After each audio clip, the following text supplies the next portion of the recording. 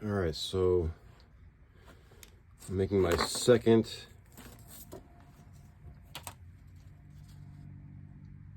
Sacred Heart of Jesus. This is my first one. It's not complete, but I'm starting my second one. I need to find another color. I need to find a bright orange, like marker. These are special. I love these things, Posca pens. I gotta find a bright orange one for the fire, the flames. So I'm just doing this.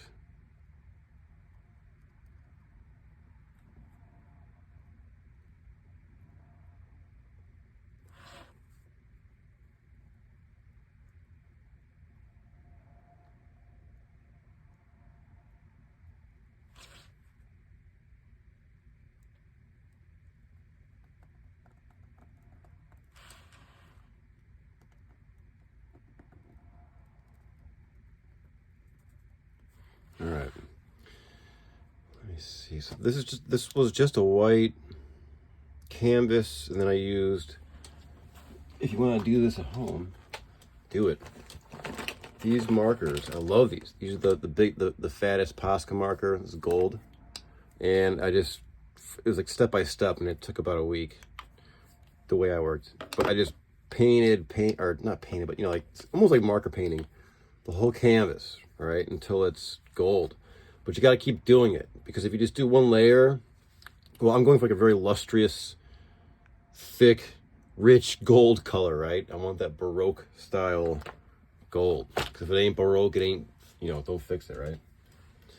Sorry. So I want to eliminate like the white background and have it just gold as this one. So I just went over it. You gotta like be patient.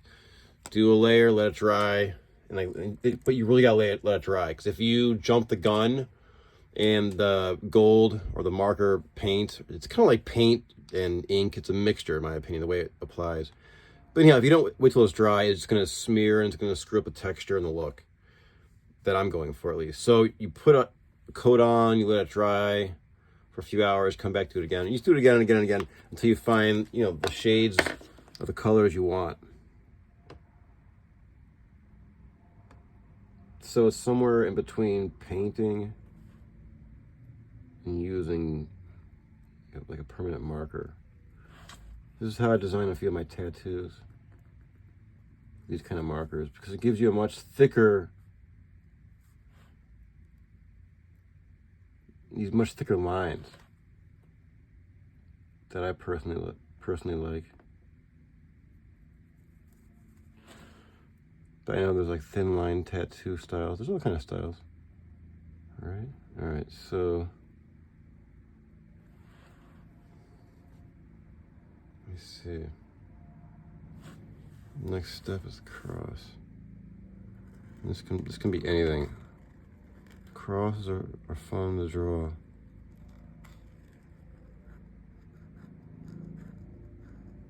Because it can be anything. We don't even know what the real cross looks like. I have researched this. Like historically, what are the real cross that Jesus Christ was crucified on? And we don't know. The Bible says a couple times tree. But I guess in the Greek, that word can mean tree or cross. But it could have been a tree, right? No, we don't know. In some ways that's surprising, because 2,000 years ago, in some ways, it was not that long ago, in my opinion. Like if we're talking like 5,000 BCE, okay, that's a long time ago. Stuff just washed away to time. Things become dust after a while. But 2,000 years ago, I mean, I have things like I have a Roman era, where is it? To get totally off topic, this Roman era nail. This is like a wrought iron nail from around the year, I don't know. This is probably 1,800 years old, right? My point being is there's still things around from the Romans, right? This is, there's no maker's mark or date on it, so it could be, 1,200 years old. The seller said from around the 2nd century AD, but who knows? But there's Roman coins and stuff, right? All right. But we don't know, like there wasn't an artist there, right, when Christ was crucified to give us a rendering. So it's all speculation. And I mean, you know, even like, and I looked at academic papers speculating on the kind of nails and kind of cross. I think historians, from what I've seen, like real, like legitimate historians like Princeton and Yale, or I think Yale for sure, say like they, like the consensus is like there was the actual plaque at the top that said, you know, King of the Jews. There's, the Bible has it a few different ways, but they agree that that's legitimate because it's mentioned like in like all the Gospels. I don't know. Historians have different ways, like legitimate historians have different ways of deciphering, you know, what is probably historically true and what's maybe made up. But then again, when you watch some of these, and you watch on YouTube, various historians and professors at very famous colleges, a lot of it's their opinion, which is cool.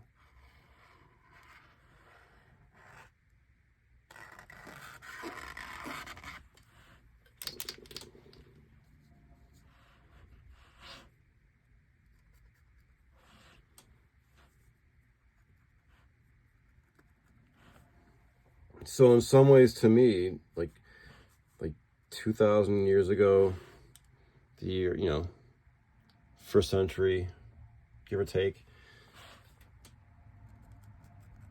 isn't that long ago? I mean, I'm an antique dealer, a vintage and antique dealer, so I deal with things that are old.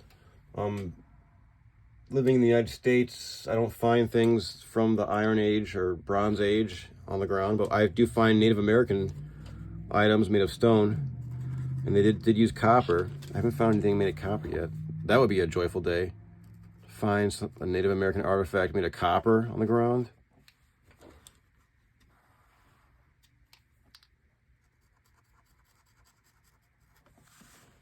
All right. So I try to make sometimes I approach these hearts two different ways. Like the semi-realistic shaped heart and the more love shaped heart. I can't get too realistic because the sight of blood freaks me out for real. Not freak me out, like I'll pass out, like some weird psychological reaction. So I can't, like I couldn't make like if I tried to make an anatomically correct heart of Jesus, I'd probably pass out. It'd be traumatic. Just because like I can't handle the sight of blood and stuff. So I can never be a doctor, I guess. So I tried, this is like my rendering, I guess that's what I'm trying to say, right? Of, so I've seen, you know, there's countless versions of the Sacred Heart of Jesus. And I've seen some that look kind of realistic, and then some that are completely 2D dimensional, and then everything in between. All right.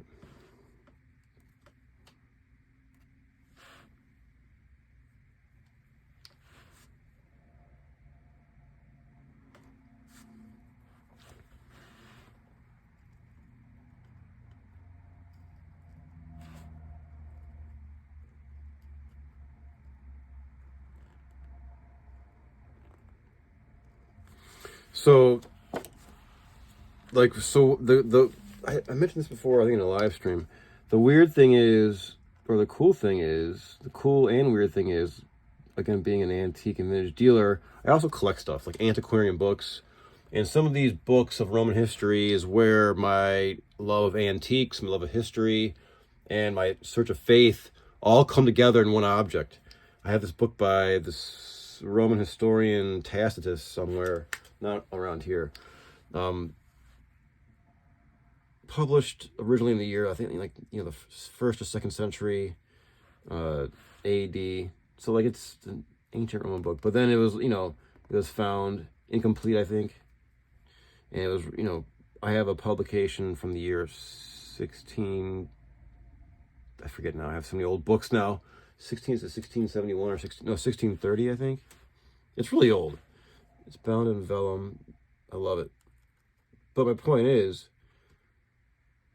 some of these, are objects. It's like an intersection, because in that book it talks about the crucifixion of Christ from a perspective of a Roman historian that was not Christian. And some historians claim he had access to the records, so he was like a legitimate, trusted source. Anyhow, this is interesting. All right, so let's see here. Now what I have to do is get the right shade, and this is not it, but the right shade. It's got to be a Posca marker, otherwise it's not going to look right. Like this, but it's got to be an orange that pops. And I might even do like an orange, like, orange flames, and then maybe like an orange, burnt orange over top, because you can do that with these things. They apply like a paintbrush, not like like a magic marker. If you put, like this, right? Just for example, these Crayola markers. This one's petrified. I don't even know what it's doing here. Anyhow, like if you did this, then you had like a green one over top, it would just blur. Pretty much it wouldn't really blend, or you couldn't like paint or color over it. But with these Posca markers, you can do that. So they work like paint. So I gotta throw this stupid. I hate when I just have markers that are just dead laying around. I have no idea why that's sitting there. All right, let me just touch some stuff up.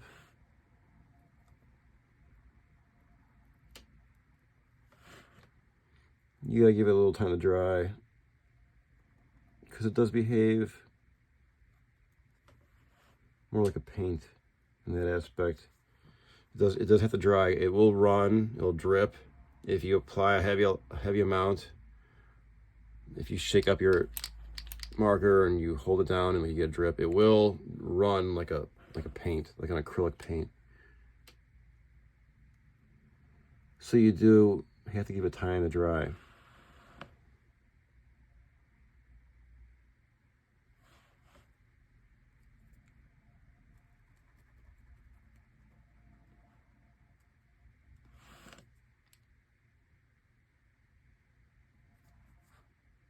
And I think the key is not to overdo it, because I'm basing a lot of these, or my original design, so to say, off an antique painting that I feature on my channel when I unbox it. I think it's gorgeous. It's on gold silk. That's the inspiration. It's on gold silk, and I'll show you right now because it's right here.